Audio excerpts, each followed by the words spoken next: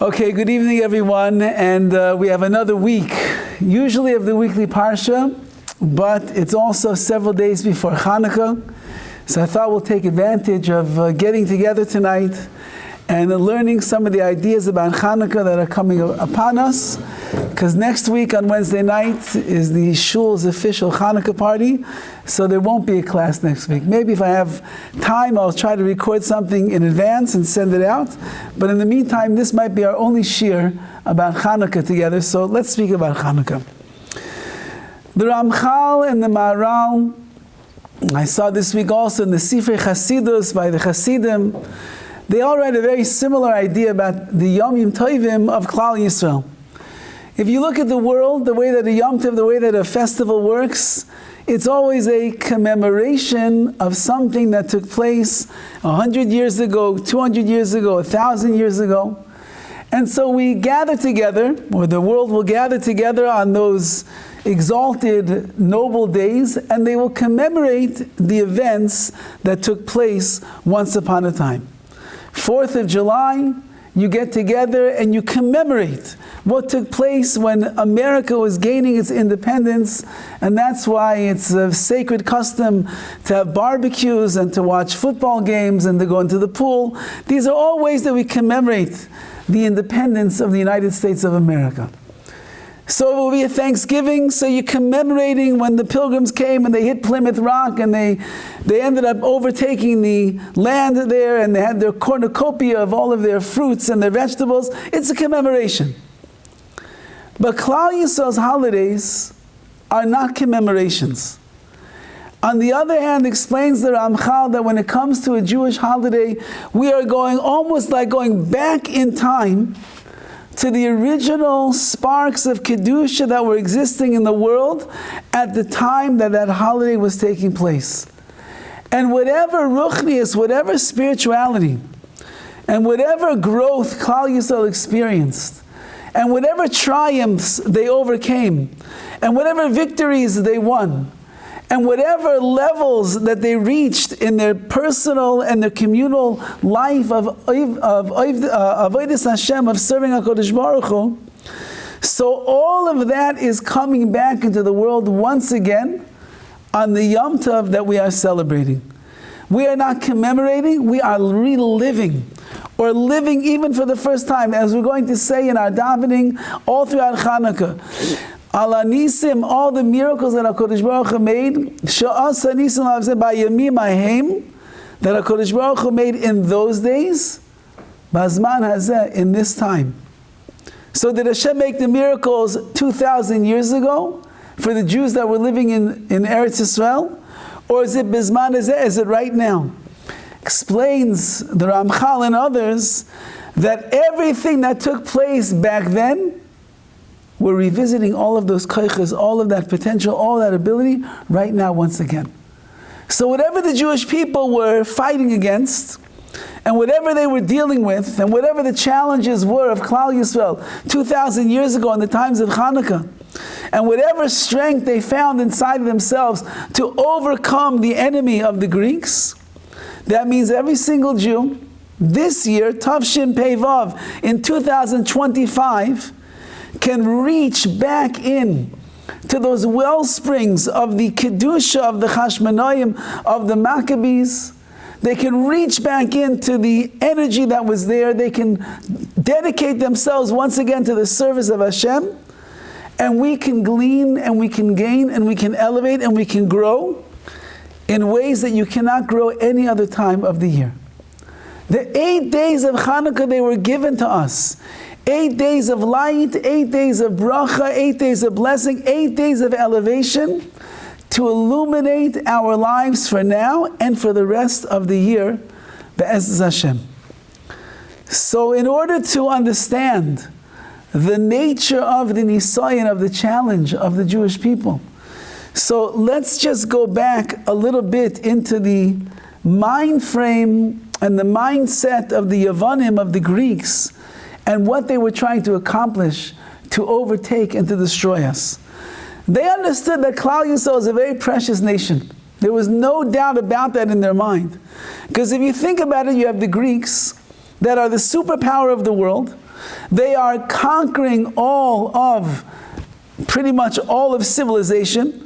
And they're going to the greatest and the biggest of the nations, and they're demolishing them one by one. And every country that they pass through, everyone is enamored by the Greeks, and they want to be on their side. The culture, the art, the science, the astronomy, the philosophy, the body, so everything that they had was something that was fascinating to the new world.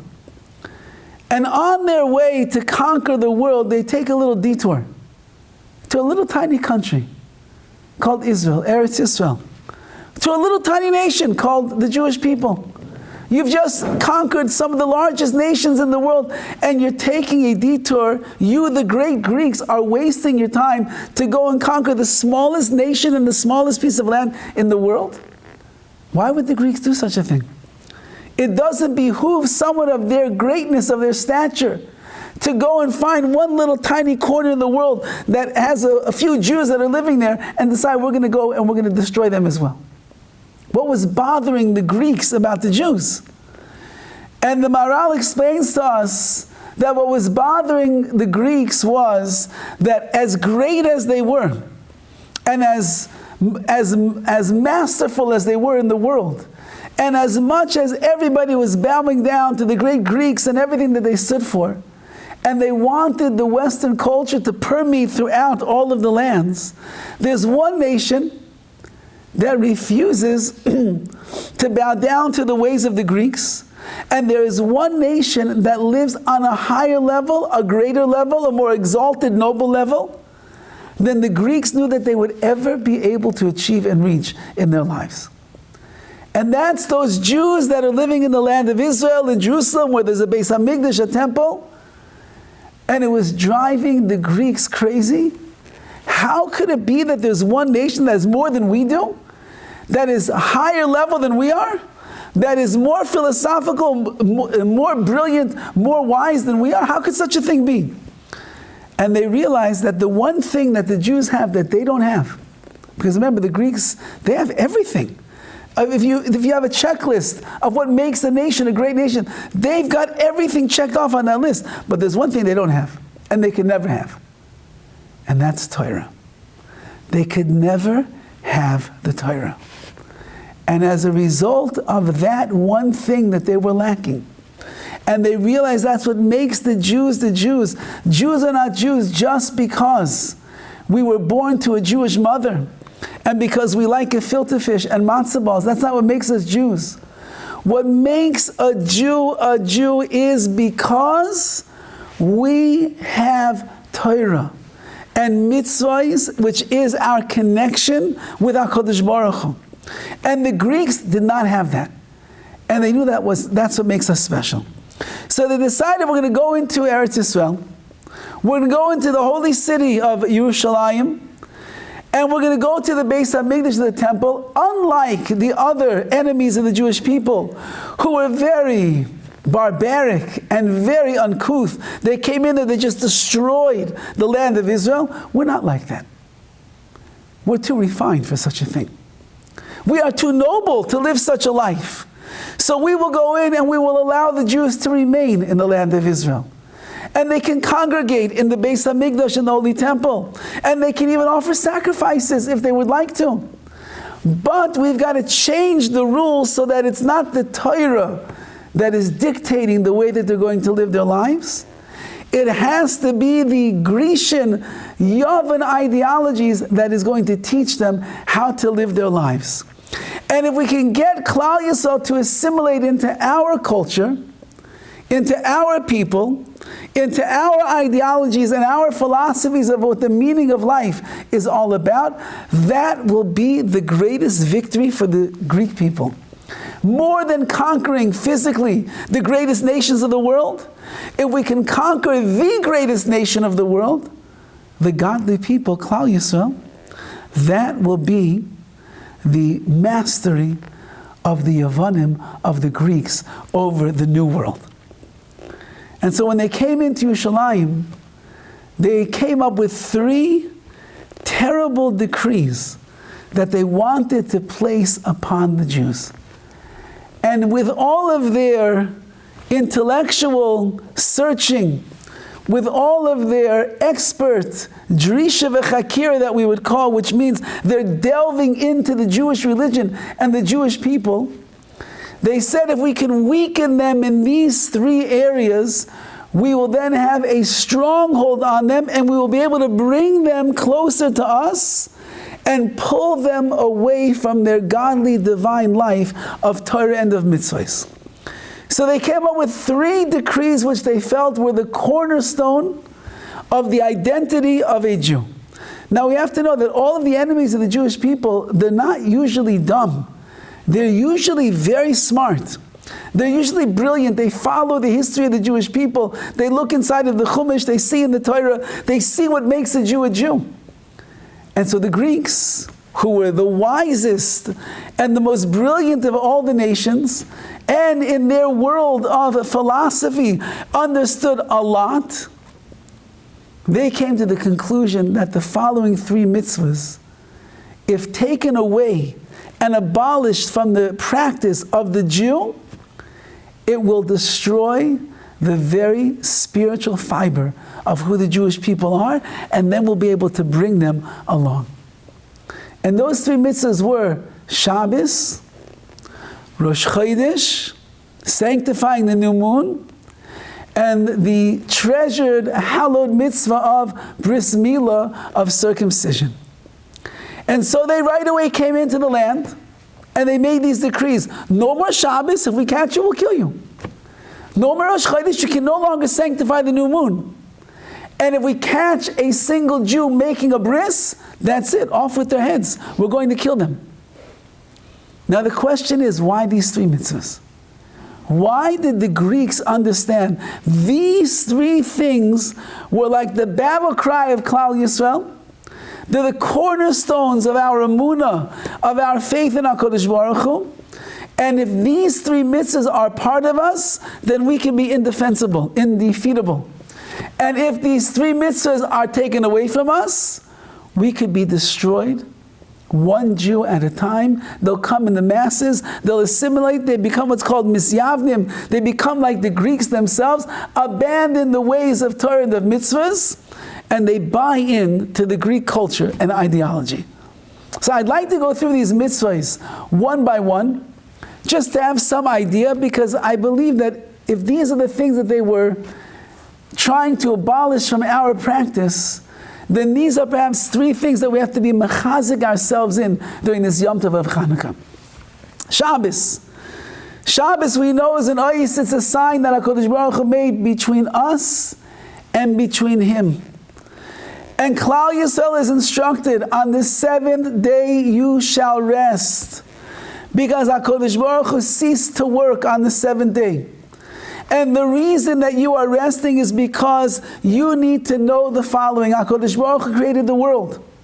He made an entire universe. And He's running the world 24/7 all by Himself. You think that you're such a big macher, you're such a great person, you're the one that is running the world, you go to work, you make the money, you make the deals, you do this, you do that, you make the world go round. Says HaKadosh Baruch Hu, my dear friend, you don't have to tell me how to do my job. I know very well how to run the world. On Shabbos Kodesh, you sit back and you relax and you do nothing. And let me take care of you. And you know what you'll realize on Shabbos? By you sitting back and refraining from all malacha, all prohibited labor and work, by you not getting on your phone, and you not going in your car, and you not watching TV, and you not answering an email, and you're not listening to music, and you're not going to the beach, and you're not cooking anything or anything of that nature. You're not creating anything. All of the malachas, all the prohibited work that we can't do, it's something that creates a new reality as a result. You don't have to do anything. Says Hashem, I do it all by myself. And just like you realize on Shabbos that I'm doing everything by myself, it's supposed to teach you for the rest of the week, I, HaKadosh Baruch Hu, am the one that is running the world. Your mission, your job is to serve me but don't worry, I can take care of the world and the planet all by myself. Shabbos is a day that the Jew turns off the world that we are a part of 6 days of the week, and we are able to commune with HaKadosh Baruch Hu.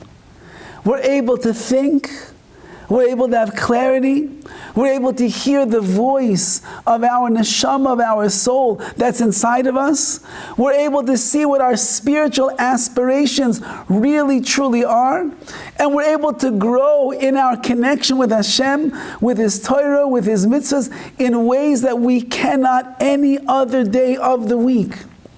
And so when Shabbos comes, Ba Shabbos, Ba Menucha, when Shabbos comes, Menucha, peace, comes along with it. What is the peace? It is an inner peace and tranquility that a Jew can only attain on Shabbos. If a Jew doesn't have the Shabbos, and he's running around in the rat race 7 days a week, and he never pulls away from all of the busyness that he has, and all of the pressure, and all the chaos, and all the noise and everything, he can never catch his breath and come in contact with himself and with Hashem. It's only because of Shabbos, when a person stops and shuts down and focuses on a world of ruchni, on a world of spirituality, that's when the Jew is able to reconnect. The Midrash tells us that when Klal Yisrael was in Mitzrayim and they were being worked 7 days a week by the Egyptians, so Moshe Rabbeinu was very upset because they had to work on Shabbos. Now the Jews were not the most religious people at this time, but they were working on Shabbos. We don't want them to work on Shabbos if they don't have to. So he came to Paro and he said, you know, how can you expect a slave to work 7 days a week and have them crank out maximum output? How is that going to work? Listen, if I were you, Paro, I would make the following suggestion. They should work 6 days a week, and 1 day a week they should rest. Let them rest their weary bones, let them get their spirit back, let them eat a little bit more, let them sleep a little bit more, and then they'll come back the next day, 6 days, they'll be able to work straight. How can you make them work so hard? They certainly cannot be working maximum capacity. And Paro said, you know what, Moshe, you have a very good point over there. What day would you suggest? Let me see, said Moshe. What day? Monday? How about Saturday?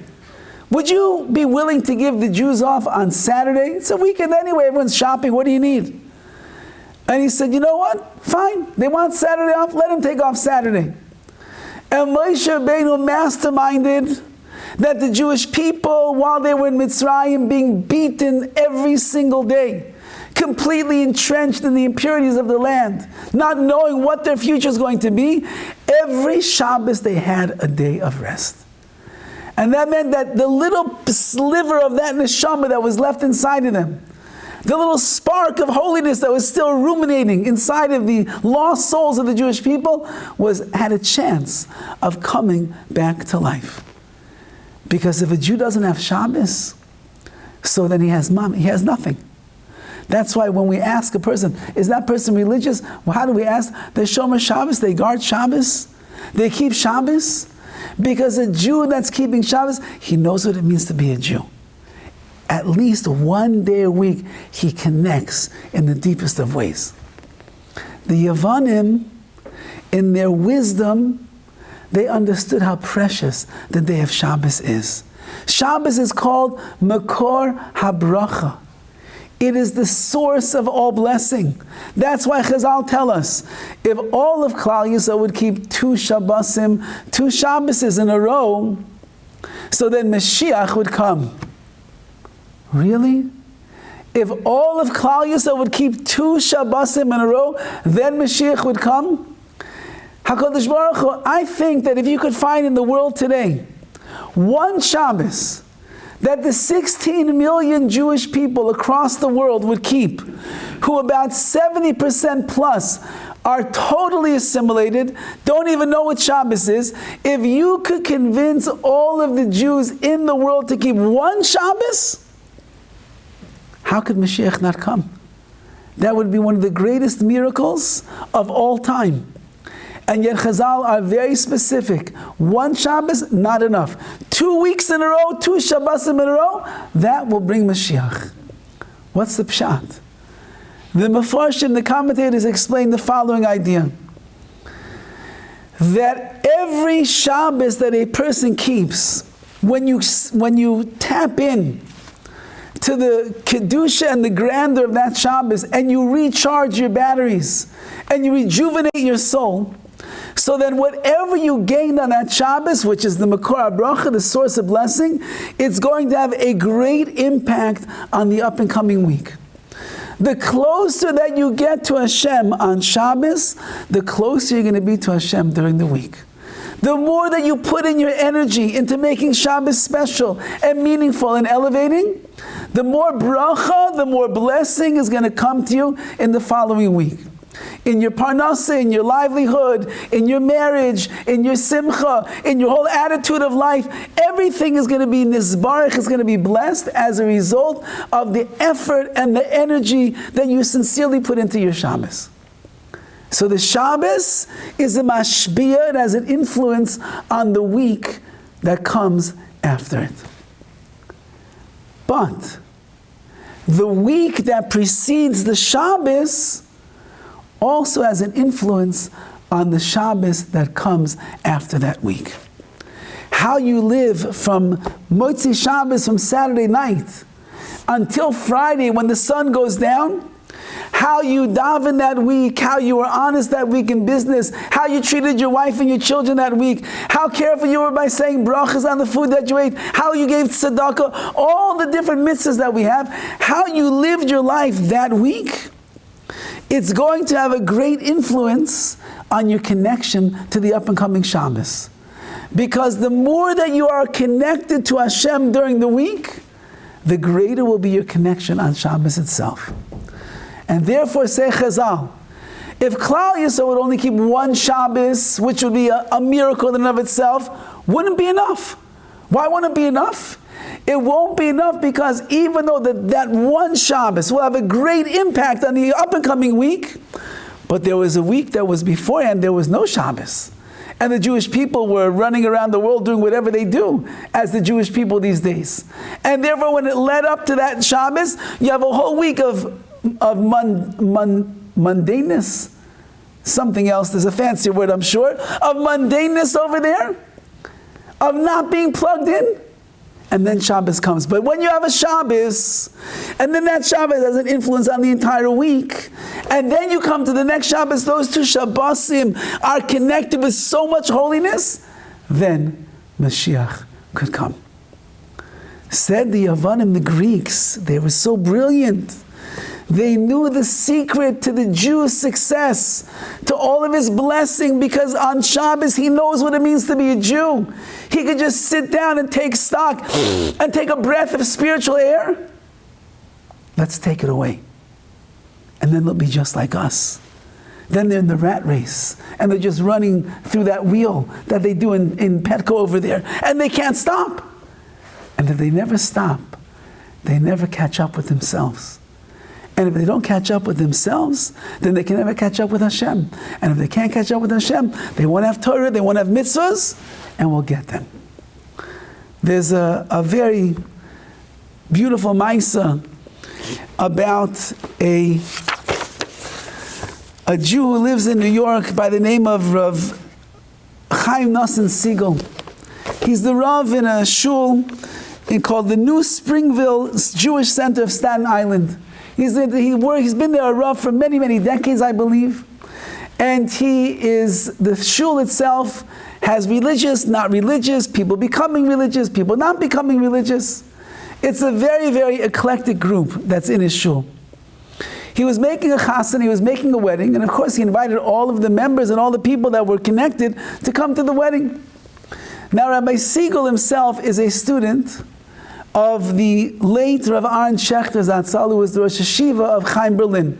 Rav Schechter was a tzaddik, he was a man with tremendous, tremendous Torah, Tremendous kedusha, tremendous midas, character traits, and as you'll see from the story, tremendous avas Yisrael and a love of Hashem.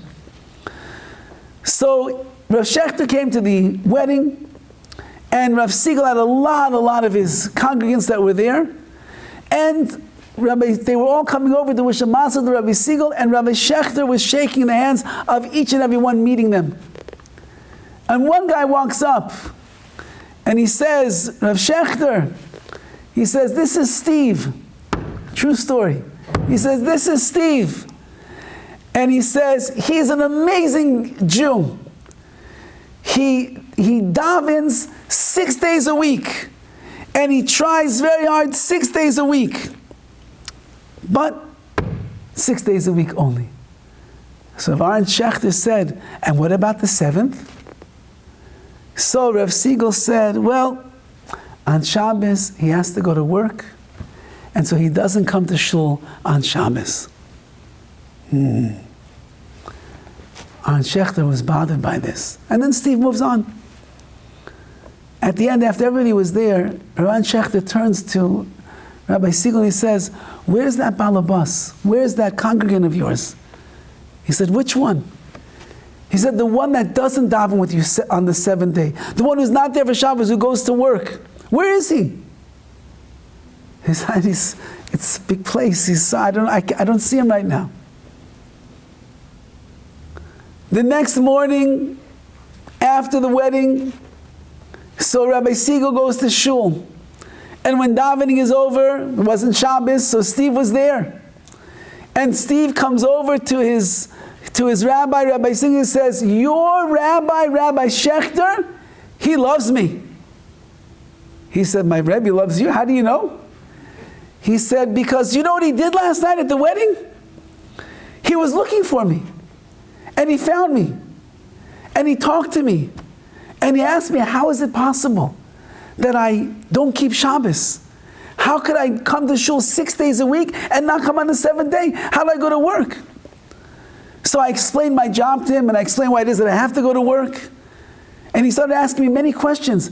Well, how do you get to work? And what do you do when you do go to work? And what are the actions that you have to do? And we went through my whole day from the time I wake up till I come home at night. And Rabbi Shechter told me many ways that even though I have to go to work right now, I could still avoid being Mechal Shabbos, desecrating the Shabbos. And he told me, Steve, if you can't keep Shabbos completely, do whatever you can right now. Steve ended up, for the next 6 months, keeping Shabbos the way that Rabbi Shechter told him to. And after 6 months, he said, you know what, I had enough. And he came to his boss and he said, if I have to work on Saturday, I can't have this job anymore.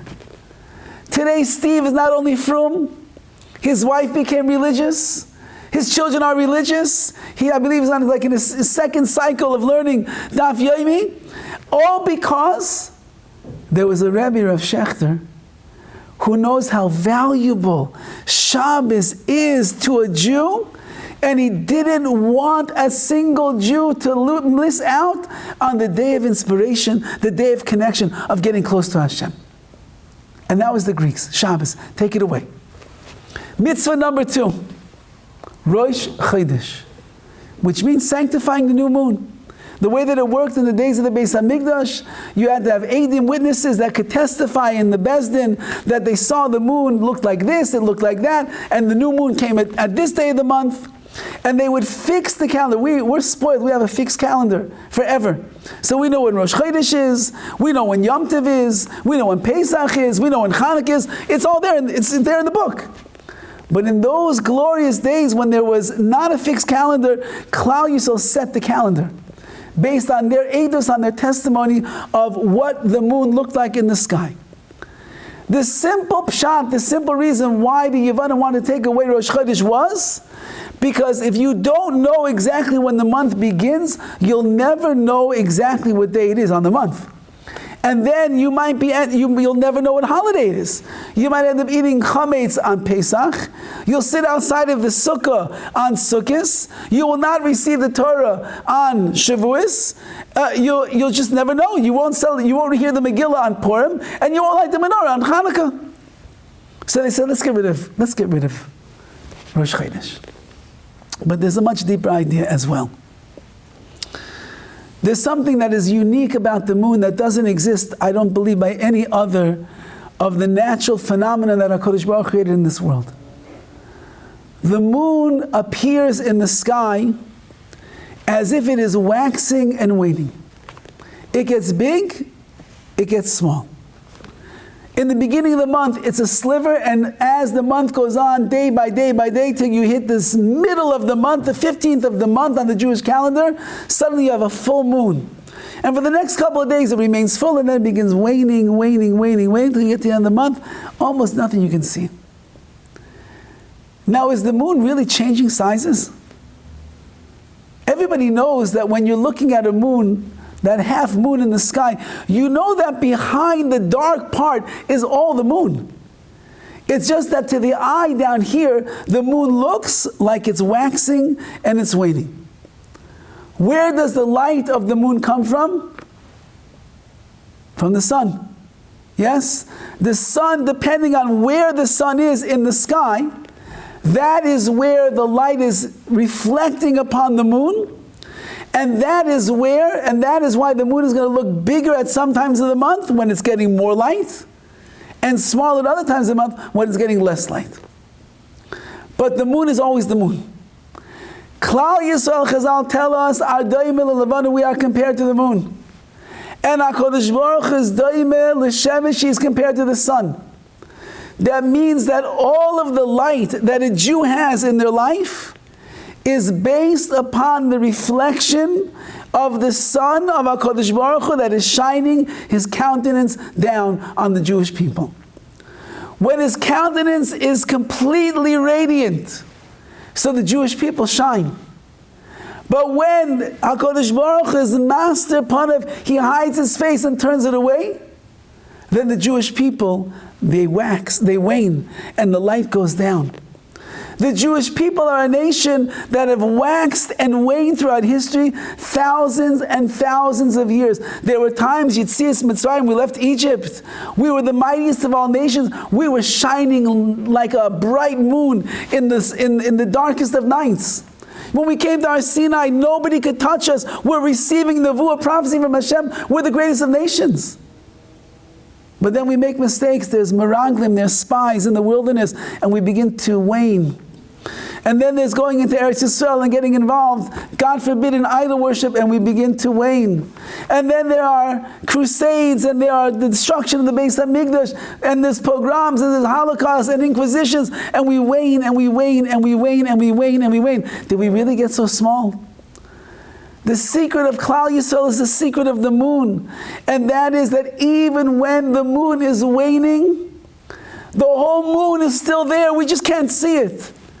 And even when Klal Yisrael begins to wane, and they go through suffering and challenges and difficult times, and even when an individual is, instead of waxing and becoming greater, they become smaller and smaller and smaller, a Jew never forgets, nothing in this world is permanent. Everything can always change. And the cycle can always come back. And you can always grow to become that person you want to be. Shlomo Melech, King Solomon, the wisest of all men, had a ring. And on that ring was 3 words. Gam ze ya'avor. This too shall pass.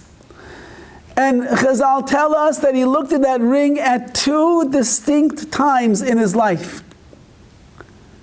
When things were rough for Shlomo Melech, when the world was piling up with the enemies upon him, when he was going through difficult times and it didn't look so good for the great king of Klal Yisrael, he would look at the ring, Gam ze yavor, nothing is permanent. Everything can change. Things will come back to where they once were. And I'll be victorious again. But his chachma, his wisdom was that even when things were great and everything was going well, and he was on top of the world, the most revered Melech king, with all of the power, all of the might, all of the wisdom, all of the Torah, all the leadership, when everything was great, he would look at the ring and remind himself, Gam Zeh Yavor, the world is like the moon, it waxes and wanes. I'm not going to be up here all the time, but that's okay. Because even if I fall, and even if I lower, and even if I don't achieve everything I want to, nothing is permanent. It all comes back in a cycle. This is the hope of Klal Yisrael for thousands and thousands of years.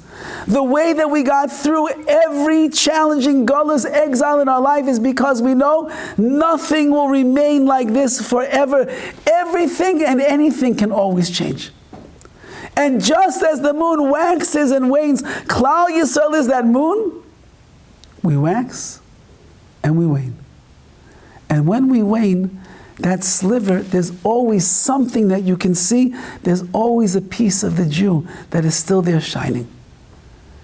And if we just tap in and we believe in HaKadosh Baruch Hu, and we believe in the power of change, of growing and the like, so then a Jew is always going to come back, always going to be able to grow, always going to be able to crawl out of the hole that they might have dug for themselves, and always be able to shine with radiance once again when HaKadosh Baruch Hu is shining His light on us. Said the Yevonim, said the Greeks, we got to get rid of this mitzvah. Because as long as the Jewish people have hope, and as long as they believe that a new moon will always dawn, and as long as they trust in HaKadosh Baruch Hu that whatever situation they're in could always change, then we'll never get them onto our side. But if we can show them that life is permanent, and the way that you are right now, that's the way that it's going to be, and therefore we take away your Torah, we take away your mitzvahs, and we force you to become Misyav, to become like us, and now you're stuck in the mire of being a Greek, and there's no hope, so then they'll just come in the droves over to our side, and they'll give up their hope that HaKadosh Baruch Hu will ever change anything. And that, says the Yevonim, says the Greeks, is why we have to be geyser, we have to decree to abolish the mitzvah of Rosh Chodesh. In the 1920s, I believe it was, before Adolf Hitler, Yamach Shemoy, was a household name, he was a maniacal, crazy, wild person that he began going around giving his drushes, giving his speeches, looking for the broken-spirited Germans who were looking for someone to put the blame on for all the problems that were going on in Germany, and he made the Jews the scapegoat. And he would go to large crowds, to small crowds, to dank, dark places. He would go to big states, wherever he could go to spew forth all of his heresy. That's what he would do. And he was once in this very dark, bar-type kind of a place, somewhere like in a basement type of a cellar, a dark cellar area. And about 75 people came that night to hear who would be the future enemy of Klal Yisrael, spewing forth all of his hatred and all of his great insights into how we're going to destroy the Jewish people. And he was an amazing orator. HaKadosh Baruch Hu gave him what's called a koyach hadibur, a power of speech. He could arouse the masses like nobody else. And these 75 people, they were enthralled like a pack of wild, rabid dogs, listening to every single word that he had to say. And they were cheering, and they were clapping, they were applauding, who would be the future Führer of Germany. And when the whole night was over and the whole place emptied out, and Hitler was still standing around taking in his masterful performance, there's one older man who's sitting in the back of this room. And as it's only him and Hitler alone, he begins going like this, mocking Hitler, as if to say, what kind of a show was that? Well, Hitler was not a man who liked to be made fun of. And he walked over to the man and he said, "Excuse me, what are you doing?" And now the man is smirking at Hitler, which makes things even worse. And Hitler now, his blood is beginning to boil. So what are you laughing about? And the man looks at me and he says, "I'm a Jew." And Hitler looks at him. The man doesn't back down. And he says, "Do you know why I'm smirking? You know why I'm laughing right now?" He said, "Because I listened to everything that you had to say, and I could see you're very serious about what you're saying. And I have no doubt that you're going to try your hardest to implement every single wicked thing that you have said that you want to do to the Jewish people. I have no doubt that you will try and try as you might. But you know why I'm laughing so hard? Because do you know who you are starting up with? You're starting up with the Jewish people. I don't know if you've seen history, Mr. Hitler, but once upon a time there was a man by the name of Paro. He decided he's going to destroy the Jewish people, enslave them in Egypt. And in the end, what had happened to him after so many years of slavery? Paro and his entire nation were destroyed and they drowned in the sea. And then you fast forward a little bit more. And there was a man by the name of Haman, Harasha. I believe he's your relative. And he decided to come and he was going to make all of these Jews be destroyed. And HaKadosh Baruch Hu, he turned everything around on its head and he ended up saving the Jews, and Haman ended up hanging from the gallows. And what about the story of Chanukah? The Greeks came along, they wanted all of the Jews to assimilate into their culture. However, there was a small band of Hashmonaim, about 12 or 13 in number, weak physically, but great spiritually, and they destroyed the entire Greek army. And that's the way that it's been throughout our history. So you know why I'm smiling? Because I can see that you're serious. And you're probably going to try your hardest to do everything you possibly can do to destroy the Jewish people. But just as Paroi was drowned in the sea, and Haman was hung from the gallows, and the Greeks went running with their tails between their legs and destroyed by a small army, you too, Mr. Hitler, you will just become another name in the enemies of the Jewish people, because who will never be destroyed. Because as much as you despise the Jews, HaKadosh Baruch Hu loves the Jews. And for that reason, we will live for all of eternity. And the man, without saying another word, walked out and left Hitler there baffled by himself. Klal Yisrael waxes, and we wane. And the Jewish people never ever give up, because we know that even when we're small, Hashem will make us big once again. Says the Yavanim, let's get rid of that mitzvah so we could abolish their hope. And the last mitzvah, if time allows us, is the mitzvah of bris milah, circumcision. HaKadosh Baruch Hu made a world, like he says at the end of the 6 days of creation, V'yar Elokim es kol asher asa. He saw everything that he made, V'yetoiv ma'od, and it was very good. Says the Rashbam on that pasuk in the Torah, what was HaKadosh Baruch Hu looking back at the last day of creation? What did he want to see?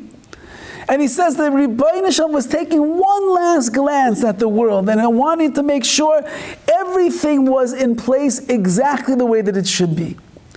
That he didn't have to add anything or subtract anything. He shouldn't change the color blue of the sky or the wetness of the water, nor should he change the chemical composition of the world that's at the H2O that's here in this world, or CO2. He wanted to make sure that everything was exactly the way. And he said, you know what? Toiv Moed, it's very good. It's perfect. Couldn't be better. I'm HaKadosh Baruch Hu, I'm perfect. I don't make any mistakes. The world is perfect as is. So if HaKadosh Baruch Hu made the world perfect, and he did not add anything that shouldn't be here, or he didn't forget anything that should be here.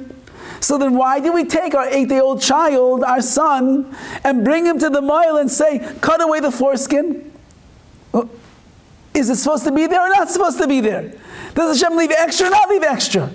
Why did HaKadosh Baruch Hu make it that a boy is born with extra skin that we have a mitzvah on the 8th day to remove?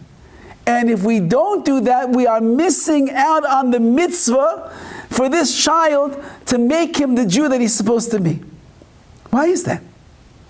And the message that we're giving to that child, and we're giving to everybody that is there at the bris, and the message that reverberates throughout time, is that if a person wants to achieve shleimus, completion and wholeness and spiritual greatness in this world, you have to work really hard. And you're going to have to get involved, and you might have to get your hands dirty. And you would have to cut away at those bad midos that you have inside of yourself, or those bad friends that are around you, or that place, or those things. But if you learn how to cut away the things in life that don't belong in your life, and you work on your sanctity and your holiness and your kedusha, that's how you're going to become a sholem, a complete person. The mitzvah of bris milah is a mitzvah that shows man is involved in attaining his own personal perfection in life. And it's not a free gift from HaKadosh Baruch Hu. You don't come into this world perfect, and you will not leave perfect unless between birth and death a person works very, very, very, very hard to achieve their personal perfection. Now, the Greeks had a major philosophical argument with the Jewish people. And that was the following. There's a body and there's a soul. There's a guf and a neshama.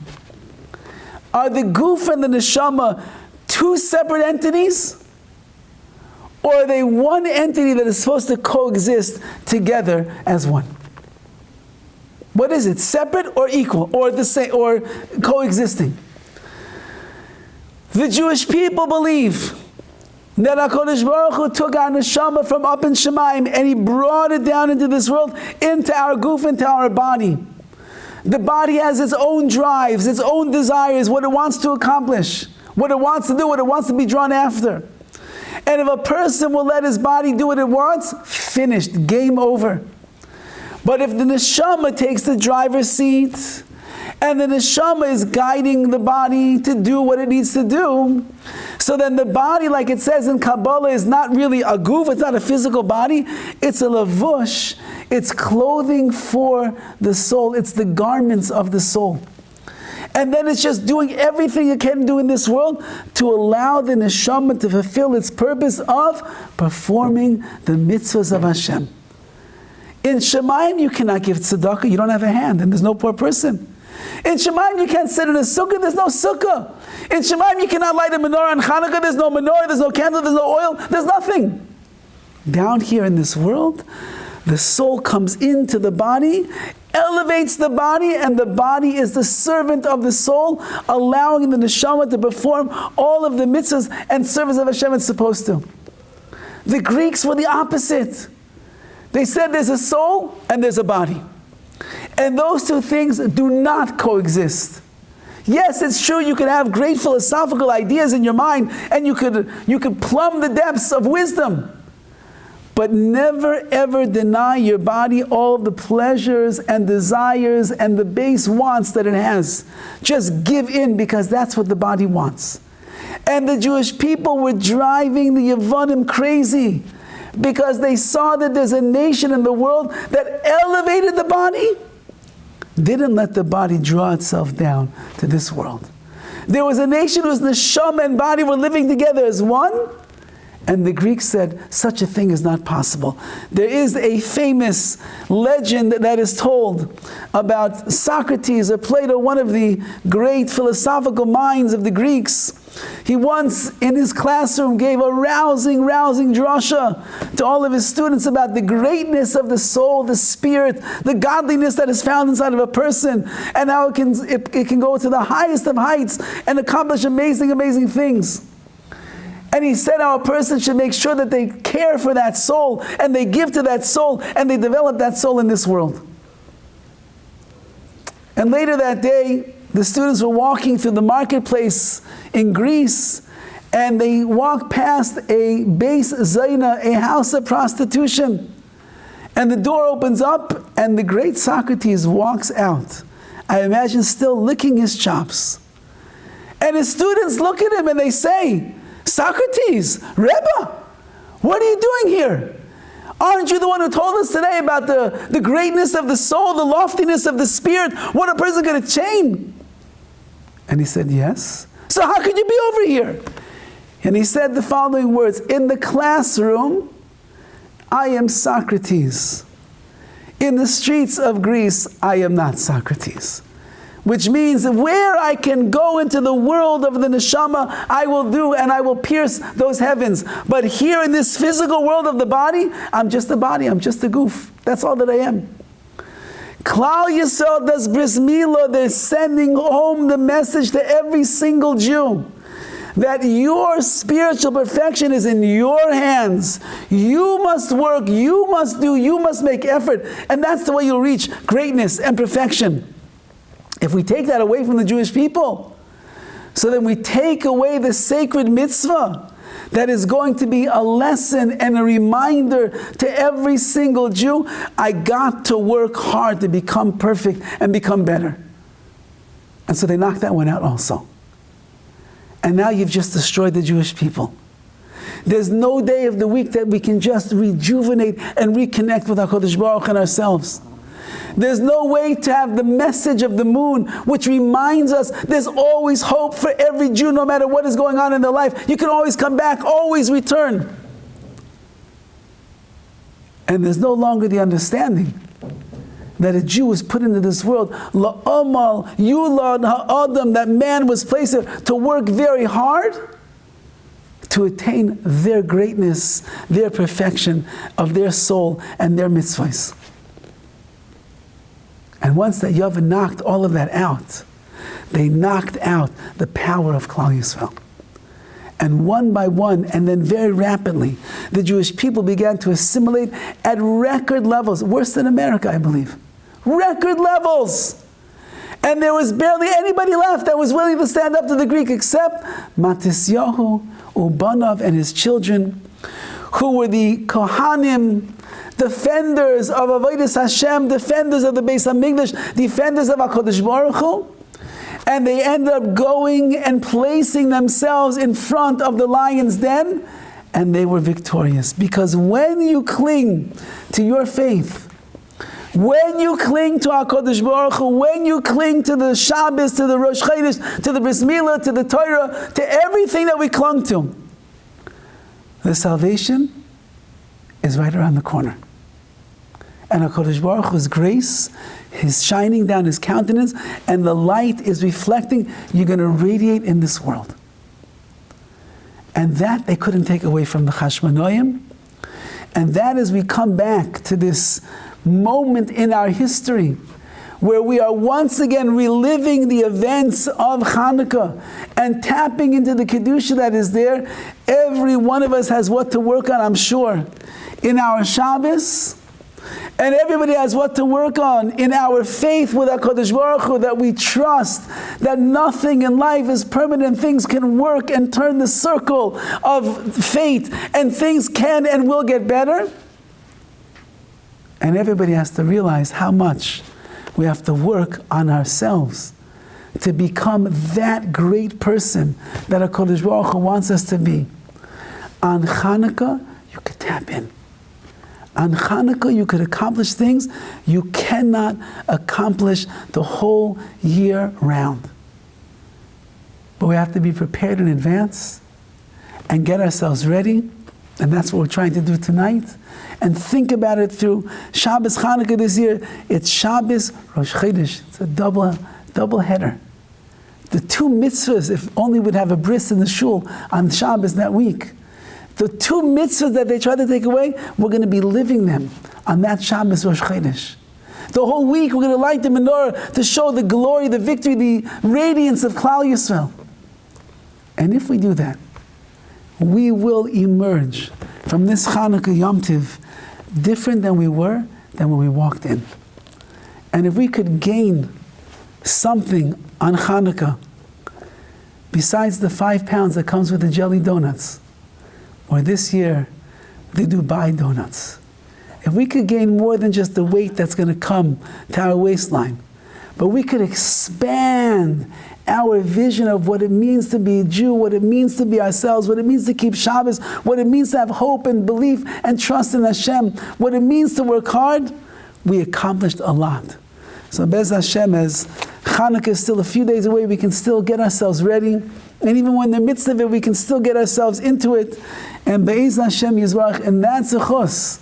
HaKadosh Baruch Hu, as He she'asa nisim la'veiseinu, as HaKadosh Baruch Hu made miracles for our forefathers by Yamim Ha'im in those days, Bizman Hazeh, He'll do the same thing once again in our time. We should all see miracles. We should see Yeshuas and Nechamais, salvations, and we should see comfort, and we should see refuah for those who need to be healed, shidduchim for those who need shidduchim, simcha for those who need simcha, parnasa who need parnasa, and we should see the ultimate simcha for all of Klal Yisrael with the bias goyal tzedek, where we'll be able to light the menorah in the Beis Hamikdash this Chanukah, b'mheira v'yameinu.